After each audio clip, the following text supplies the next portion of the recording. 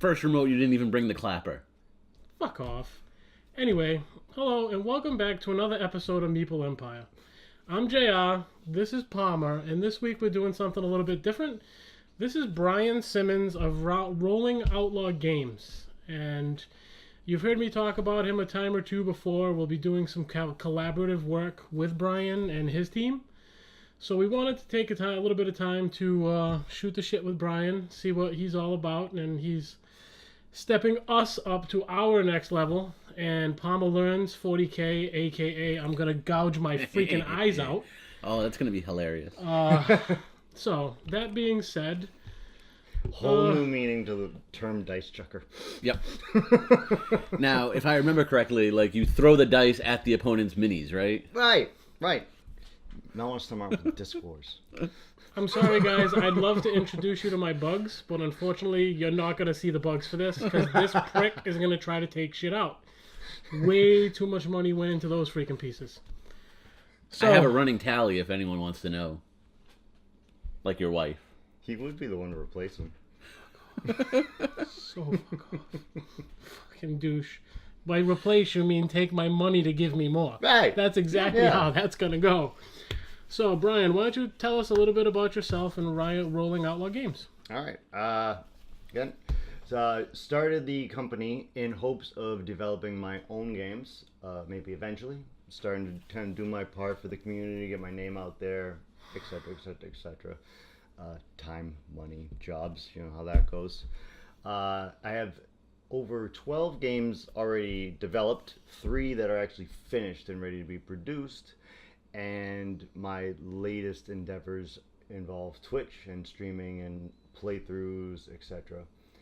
And I've always wanted to get into miniatures and have recently started with Malifaux. I like Malifaux a lot. But could never get my hands on any like good terrain. Like all the terrain that was out there was really, really expensive or really, really hard to find, or you had to like find these random people to commission pieces for. And I'm like, well, okay, commission how? So I looked it up and I started doing it, and I've always had some artistic talent, and I seem to have found a little niche with this. And so my goal is to make accessible, affordable terrain. And what I'll do is I'll just mass produce a whole bunch of it, put it in a box under a general category, and distribute. Nice. They'll also be available on my website when my shop on my website, rollingoutlawentertainment.com, comes to fruition. Nice. Excellent. As you guys can see now, I have shown a piece of your terrain that you've provided us before, and this beautiful centerpiece, I'm sure if it makes it past the learning session, we'll definitely be able to test durability. Because I'm teaching this prick how to play. It's going to be a total rage flip, table quit, or however you want to put that. It'll be an experience. But from what I understand, you are actually saying the rage-inducing terrain was my last bit of terrain. That's going to be rage-inducing for you. Well... And your bugs. They're going to hole up in that building and... The best thing, like, this terrain is awesome. Like, it looks really good. It looks real. And it even hides the mic that's right here. Fucking asshole. All that, and he had to call you out on it. No, he's going to call me out on everything. We're not going to talk about the mic that's right there. That's perfectly safe. You can't see that shit, unlike last time. Is that why you had me take off my glasses so I couldn't see it in the frame?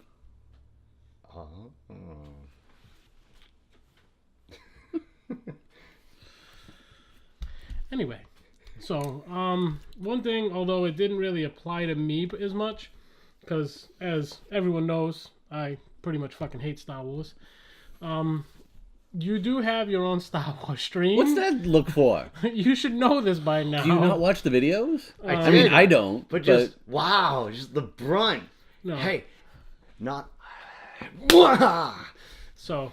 This is why no one likes them. No, you do have, you play Star Wars consistently. You have your campaign going in which you're live streaming role-playing Star Wars. Yes, yeah. It's actually how I found, how we kind of connected was through that. And although I hate the game, I do like, I like the sensation and, like it brings you in the way in which you do it. Another thing, not for nothing, is the fact that you've included your wife. So there is a female presence, and she seems to enjoy it as well. She's off screen over here, so we can all wave to her. How you doing? She's watching Friends. Yeah, silently, because she has completely. So you can say hi. Hi. There you go. So, I mean, I think it's nice when you kind of include that family aesthetic. You know, when it comes to what we do here at Meeple Empire, the only family I got is this jerk off. And when Yeah, why don't you invite your wife on? Are you ashamed of your wife? Can open worms everywhere. Your wife is a great person. The only thing I got going for me right now is this time she's not standing 2 feet away. Yeah. You douche. So, can you tell us a little bit about your, your Star Wars campaign and how people can find that and kind of what you're doing with it? Like I said, I do streaming on Twitch. It's at Rolling Outlaw on Twitch, Instagram, YouTube, the whole nine. I stream on Twitch and then I repost up to YouTube. So if anybody catches it and they happen to like it, they can go back and catch up on all of it. And I actually put them kind of in a less known bit of the universe and canon of it all. I actually put them right at the beginning of the Mandalorian Wars. Okay. She's a Cathar, and what happened was in the Mandalorian Wars, the Mandalorians, Boba Fett, invaded Cathar and slaughtered like most of the planet. And like the reasons are really like shady and unknown, and it's really cool. And a lot of the Cathars were driven out, scattered along the universe, taken into slavery, which is where the Hutts come in. And that's why it's what the Hutt is. You know, the only problem I see here, and the only thing, like, I really feel could step up your Star Wars game, Is it where the hell are the Ewoks? Like, Ewoks are my spirit animal. I may hate Star Wars, but I love the shit out of Ewoks. The two greatest things. If you put Ewoks we haven't in got there, there. They are there. They're on Dathomir, and then they're going to be going to. Good. They're going to be going back. We just had a guy that was a Jawa though. The two greatest pieces of Star Wars canon are Ewoks and Jar Jar. fuck off, dude. You can't even say that shit in the same sentence. What the hell's wrong with you? Jar Jar is everything that is wrong in the Star Wars world. Jar Jar was the star, Okie Day. Oh my god. I like Jar Jar. No. I like Jar Jar. Oh my god. I do not. Jar Jar is like the Meg of the Star Wars universe. Now, no, it's not necessarily your favorite, but it's not supposed to be. Yeah. Where he It's supposed to be your child's favorite. Right, where he electrocutes his tongue. You know what? In that freaking pot. The fucking Death Star should have burnt this shit to the ground. Greatest star in the world. What the fuck? The Death Star was like years after Jar Jar. I don't care. They need to bring it back in time and fuck his shit up. So, which role-playing of Star Wars are you doing? Because there's several out there right now. I have all the books and use all the classes and kind of let it be a sandbox from there. Okay. And I'm sure you've seen that they're going to be re-releasing the original Star Wars role-playing game. Not a fan. No? The Force, the way the Force worked, and that was horrible. You don't think they're going to update it at all, or are they just putting it out as it was? The way it works now is great.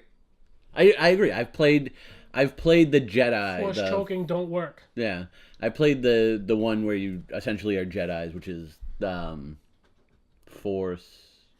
Wars Force something. Not Edge of Empire, because Edge of Empire is the other. What's the last book over there, sweetheart? There's Edge of Empire. Yep.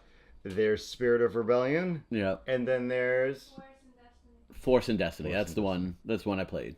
And I like it.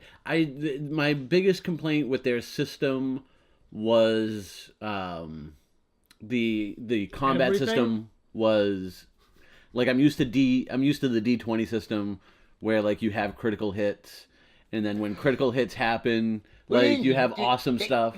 There's critical hits in the other one. There is, but so much it's better. not as It's so much It's better. easier to get critical hits. Pay attention to this shit when I teach him 40K, and suddenly he's forgotten everything about every game he's ever fucking known. It's so much better. Like, I just think it gets too easy to roll critical hits in the Star Wars one. And don't worry, I won't forget this. I've gotten my character classes for my 40k guys. I have a mage. I have an orc. You understand this isn't magic, right? I have this an isn't assassin. magic. You just heard him say it's too easy to roll criticals in Star Wars.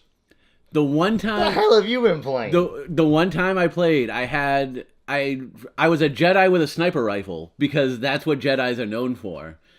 And I took out Seems like you were placed in a perfectly reasonable powered campaign. And I would roll, and it would just be critical after critical, and it was great because everyone else was getting screwed up. I wasn't. So it was great. Bless you. I don't like this system because it's too easy. Well, yeah, because then they hit other people too easy. Notice the 2 people here who had manners. She sneezed. 2 people said bless you. This jerk off. I was told I no longer have to say bless you, so I win. True. You drive me to drink. By the way, there's a mic right there.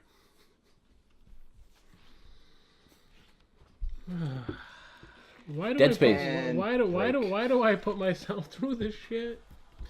So There's also a mic right there. Every week. Every week. freaking week we go through this.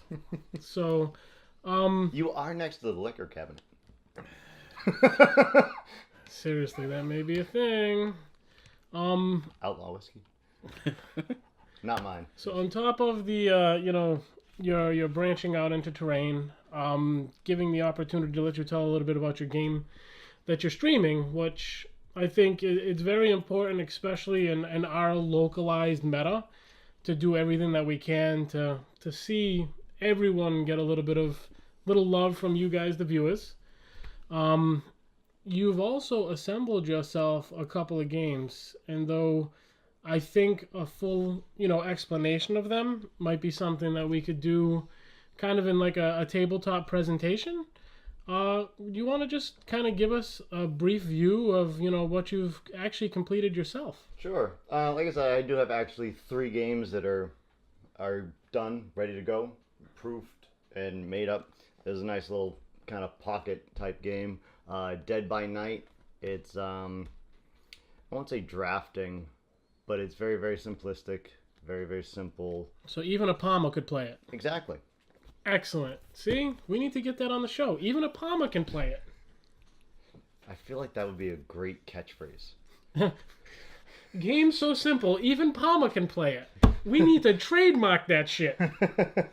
I have a deck building game. This is my fiance's favorite game because she's in it. That's not why it's my favorite game. It's based. Oh, sorry, based on the kind of 1% and Sons of Anarchy. And the reason why it's called 1%, and I'll just say this now, is because everybody always asks, what does that mean? Back in the late, bless you again, by the late 90s, the Department of Motor Vehicles put out a saying 99% of motorcyclists and bikers are perfectly normal, average, law-abiding citizens. But there is that 1% that is not. And that's where that term comes from. So that's basically what it is you assemble a crew, you go through and it's like a standard deck builder, except there's an actual full interactive dice rolling combat mechanic. Okay, so before Palmer can say this shit, I've never made a game. That's why my wife can't be in one. Fuck you. Okay. So, You could make her into one of your Warhammer people. Dude, you're an asshole. Every freaking time. You can't say a goddamn thing that he can't spin around. Nope. That's true. That's kind of So, a cool You idea, though. don't need to help Where him. did that- It's He a doesn't cool need idea. help. Hey, all you have to say is, I never thought of that before. I will now take that information and move forward with it. But he won't. So I will find a character that has an abnormally large ass, and Tracy, I will make you a Oh. character. So- And just for the record, we did actually have a Don't use a conversation dwarf this and you'll be weekend. all good. I actually really like that abnormally large ass. So, Oh, okay. So where do the dice fall into this? It's strictly for the combat mechanic. Okay. It's actually really cool. Sixes or successes. On ones, you get arrested. Nice. So everything you do that's somewhat illegal, you have a chance to get arrested for. I always like the critical fail aspect. Yep. If anyone makes dice that just have ones on every side, please send them to me, because we're going to strategically give them to him. And you'll still find a way to lose. Typical Palmer's pick dice. That could be a thing. And the one that's actually had my attention the most that you were discussing. Yep. Is the Assassin's Call. Which, have you ever played Assassin's Creed? Yes, sir. Have you ever played the multiplayer version of that? I've done. I believe it's Assassin's Creed. Yes, that's what I call it. Palmer, would you like to see my wares? It's an Assassin's Creed thing. Anyway, moving on. I got uncomfortable. That got strange real fast. Awkward moment of silence. This is Assassin's Creed multiplayer version in a board game. You are actually in control of an assassin, and the assassin has been hired by one of the guild members. There's 13 guild members, and the identity of the guild member is secret. Every player who plays has a guild member, leader, and an assassin. So you know everybody's moving around their assassin, but you don't actually know who their guild member is. And every turn you move around different people, so you don't know if they're moving around their secret person to get them away from the assassins, or if they're just moving So around. it kind of has like a Friday, what is it, the Next Friday aesthetic? Next Friday, it similar to Next Friday, also Last Friday. Ripper. What's the Ripper game? Letters from Whitechapel? Yeah, No. Whitechapel. Like the pocket one. Oh, yeah. That one. All right, yep. So there's tiles, obviously. It looks like tiles for the board. Is this a... Totally modular. So, like, do you have to put it out in a certain pattern and Nope. you just essentially shuffle the tiles? Yeah, well, yeah. There's you put the center one down, which is the guild hall, which is everybody, and then you go all the way around, and then you flower it every other. Okay. And it's perfect. So it's different game every time. The two-sided, and it allows for expansions, so you can get more tiles, more assassins. Yeah. He's thinking ahead. Good businessman. He wants to sell you more stuff. 1 to 5 players. Naturally. Plays in about 30 minutes. Yep. This looks really good, and I know you said this is the one that simple game, yeah. this is the one that interests you the most. However, unfortunately, it's 12 and up, so it might be a little too difficult for you. It's mostly 12 and up though, Because for of the content. Yeah. So So actually, this is you one. might have nightmares. This if is you do one. This is one thing I've always wondered. So when you come up with an age range, like you said, this is 12 and up for the content. Like, exactly how do you figure out the age range for stuff just based on, say what the game is? I would say you have to factor in content, Mm-hmm. and you factor in complex rules. Like, you literally just kind of count the number of rules. If it's more than like 10, Yeah. somebody of a younger persuasion is not going to get it. Or James. If there's too much math beyond simple addition and subtraction, not so much. So.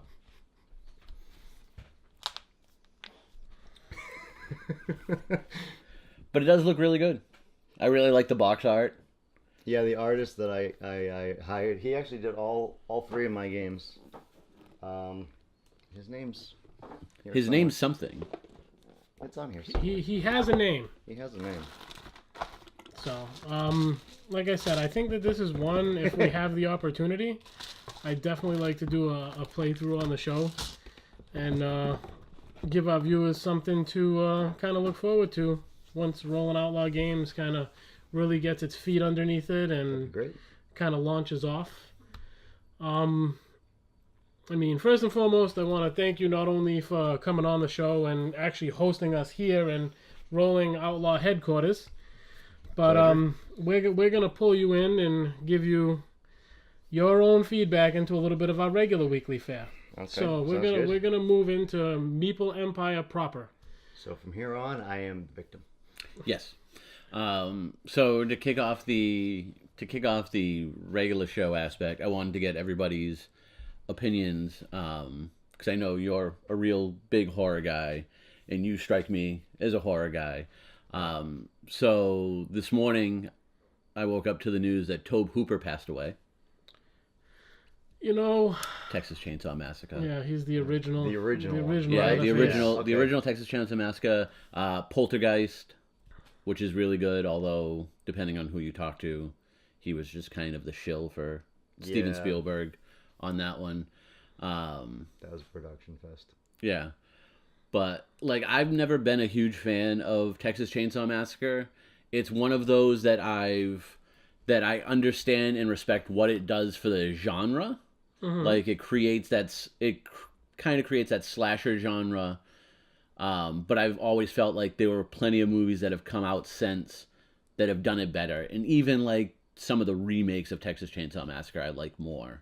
The remake of Texas Chainsaw was good. The brilliance of the first one, and I learned this 7 years ago, and not a single drop of blood was spilt on screen in the entire first movie. Okay. But it was cringe, and there were people when it Right. first came out, they were like, Yeah. but none of the violence actually took place on mean, screen. That's brilliant. This plays to my personal, what I'm hoping to do with narrative cinema is to play to that style, to kind of play very close to the Hitchcockian cuff, where you left a strong amount of, the actual the death and all that. You left a lot of that to the actual imagination. Yeah. It was all psychological. And one of my desires is to actually shoot a proper werewolf film where it's not so much focused on the transformation or the effects.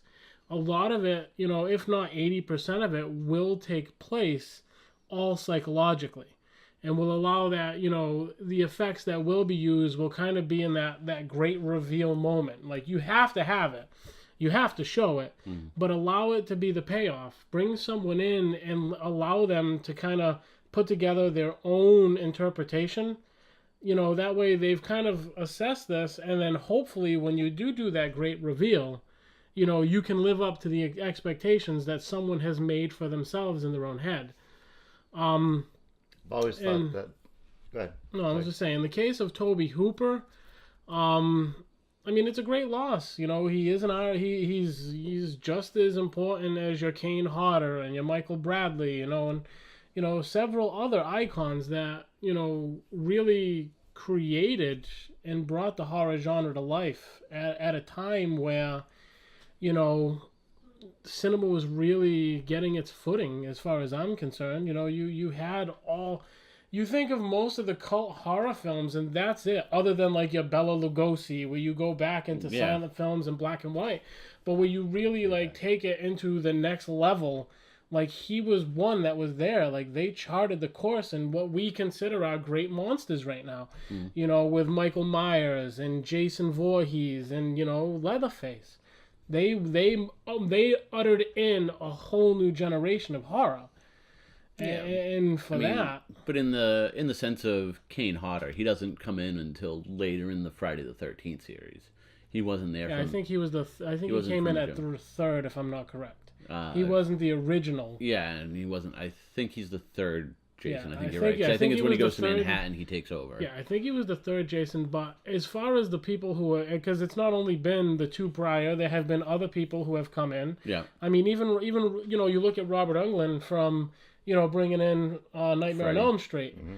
So it's I think that when you think of Jason Voorhees, Kane Hodder just becomes the iconic, presence. That is easily my favorite looking Jason, because he's tall, he's beefy, and actually, Jason X is still my favorite Friday the 13th movie. I just love the epic, over the top Jason in space.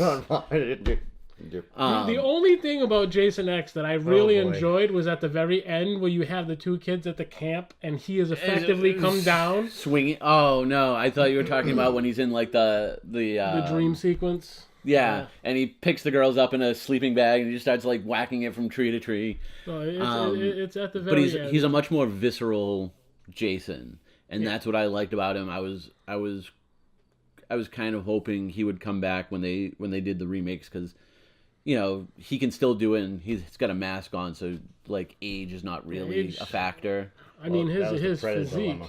Yeah. When the guys from Predator passed. His they didn't know physique what to is... do with... Yeah, his physique is something of... I mean, like I said, I've had the opportunity to meet Kane. I haven't ever actually had the opportunity to meet Hooper. I've met most of the you're not going to now. You know, now that he is, you know, since moved on to, you know, stock, you know, as Leatherface in the afterlife. That's a wonderful thought. I'm just saying. Hopefully created a whole new level of freight. Hopefully he comes to you in your dreams. You know, maybe we'll get lucky.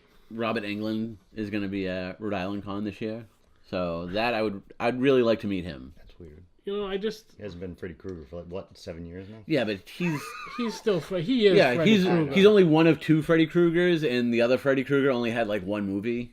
Yeah, Robert Englund is Freddy. I mean, I don't know. I'm fighting. I really did enjoy Boston Comic Con, and I mean, I know we have New York Comic Con in October. I'm really struggling with whether I want to go to Rhode Island. You know, Rhode Island I go to see the people. Oh, no, never mind. I was going to say Darth Sidious is going to be there, but you don't shit about that. So. Yeah, no, that's right. That's right. The he's Emperor... catching on. He's a quick learner. The Emperor just got announced. I wouldn't mind meeting him. That'd be cool. And actually, one thing I found out this week is John Carpenter is going to be coming to Boston. And John Carpenter... you know, who's one of my favorite directors. Like, Halloween is my favorite horror series. It's the only one that's ever really, like, that's the one that I saw more as a kid, and that's the only one that's ever really kind of given me the fright out of series of movies. But apparently, like, he's super into his music creating at this point. And so now he just randomly goes on tour and plays the music that he's orchestrated over his long career, and even new music. So I would love to check that out. It's in Boston coming in, like, October, and I'm really hoping there's, like, a VIP ticket to meet him, because I would really love to meet John Carpenter. Yeah, just for the record, before this jerk throws this out here, I'm sorry that I screwed the pooch. Okay? We could have actually met the dog? one and only What the fuck, dude? Jesus Christ. Bestiality is a whole new low for you. Actually, the way it was set up, it's a whole new low for you. We missed Bruce Campbell. Apparently, he did 2 appearances this past weekend. That falls on me. Yes, it does. We missed the Crimson Chin. I screwed the pooch on that one. Proverbially. I even fucked up the word. Proverbially. We're going to start a new drinking game. Every time James screws up, you drink. You freaked him out. He didn't want to say anything that began with the word perv. Again, he's a natural quick learner. It is what it is. Bless you. So, yes, I dorked that one up. So now that you kind of brought us into Meeple Empire with a buzzkill of Tobe Hooper passing, at least that one isn't as, you know, good as you fucking with me and with. Oh yeah, when I told you John Carpenter died, that was great. I actually had people come in after the fact. I was actually just about to say, I thought he died a while ago. Yeah. No. He just went. Radio silent. I had a couple people come in like, does James know that you were joking about John Carpenter? I'm like, I'm assuming so. Like, I haven't seen him in a few days, so I don't know if he's, like, cuddled into a corner crying. But I wouldn't picture you that much of a John Carpenter fan. Like, I picture myself mentioning the Prince of Darkness or vampires, and you going, oh. He's not like I know he likes Carpenter, but it was just the back-to-back of, like, George Romero, who I know he really loved, and I went with Carpenter because I know he likes zombies and that, so like I know he liked Evil Dead, so Evil Dead and Well, Alone. I mean, moving on, we'll just stick with like the whole cinematic thing. Wait, that was Sam Raimi. Crap. Yeah, I was about to bitch slap you, yeah. like very quickly. You caught yourself fast enough. That was on the radar for me too. Did you get the chance to check out a Thursday film? Yes, I saw Wind River with Hawkeye and the Scarlet Witch. According to the drink game, you should be drinking now. No, it's only when you screw up. So that just doesn't seem memorable. Wind River was actually really good. It's by the director who did Hell or High Water last year and Sicario. That could have been good too. Jeremy Renner essentially plays an animal tracker. Like he tracks down loose wild animals that are causing problems for an an Indian. You wanted So to like turn a around and buy serious Ace into Ventura? Okay. Yeah, you wanted to buy into bestiality, he, so you liked the film because they were tracking the animals that you eventually wanted to violate. In this one he's tracking a human because somebody killed a Indian woman on the reservation, and this kind of shines a light on the fact that like there are so many. There's a lot of rules and laws that go into anything happening on an Indian reservation, where even to the point of like there are times the tribal police They don't have either more, they don't oh no more they don't say in what goes on. no like if something happens on the reservation and kind of leaks off the reservation, they no longer have any authority. And this kind of shines a light on this. Elizabeth Olsen plays an FBI investigator who comes into this crime scene, and because the Indian woman technically dies of natural causes because she was running so much in like very cold weather, her lungs kind of burst. But the reason she's doing that is because she's being chased. She was attacked.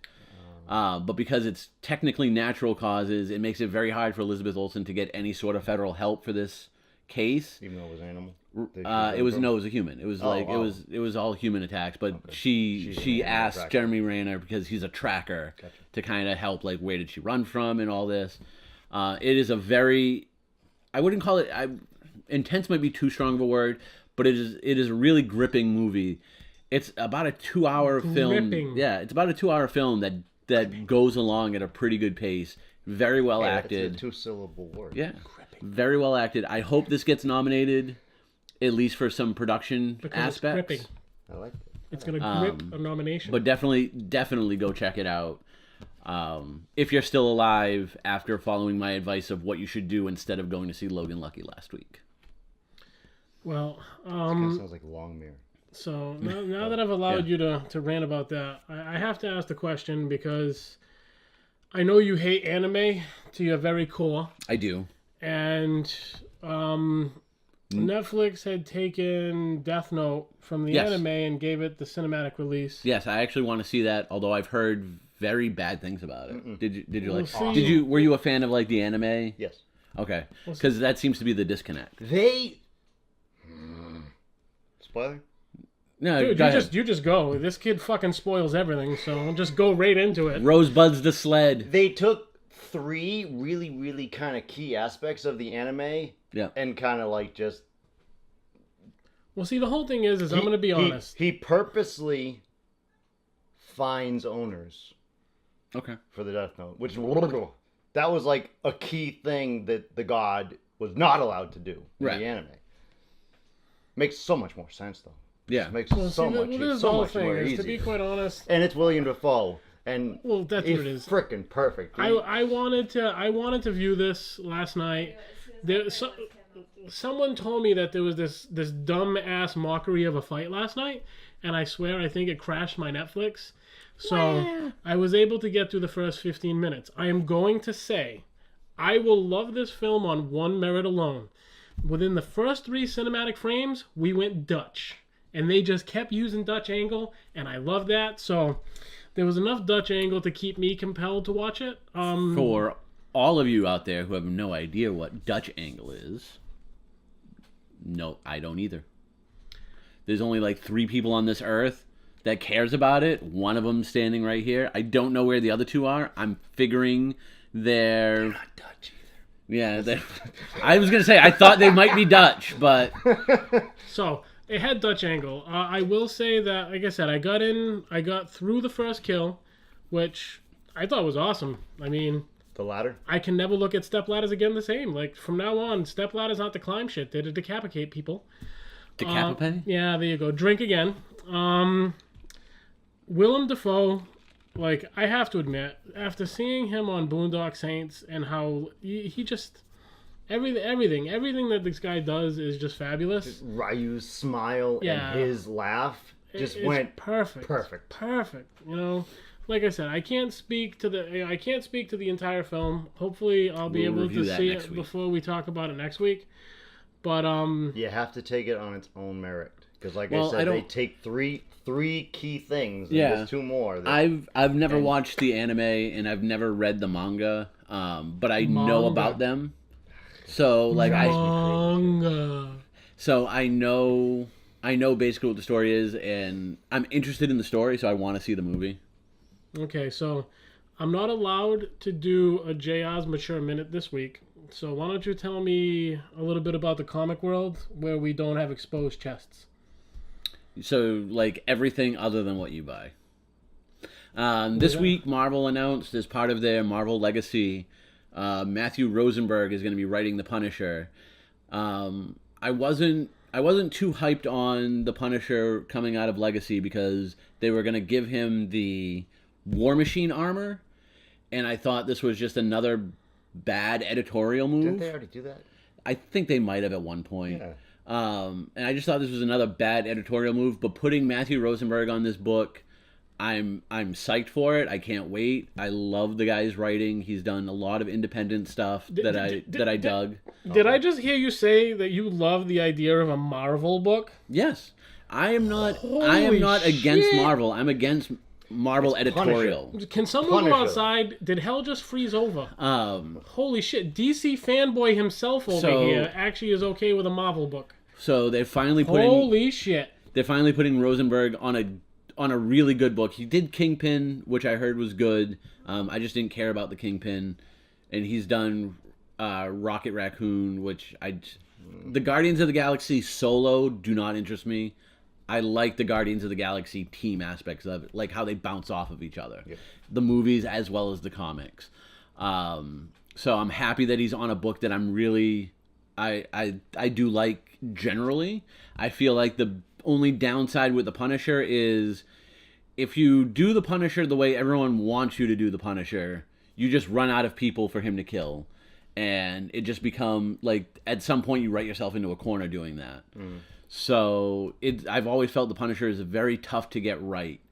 Like you have to really have a delicate balance there. That's why I thought the Thomas Jane Punisher was the most brilliant, awesome, epic Punisher ever. Because what it did was, I mean, very similar to all of the other. I forget who said it.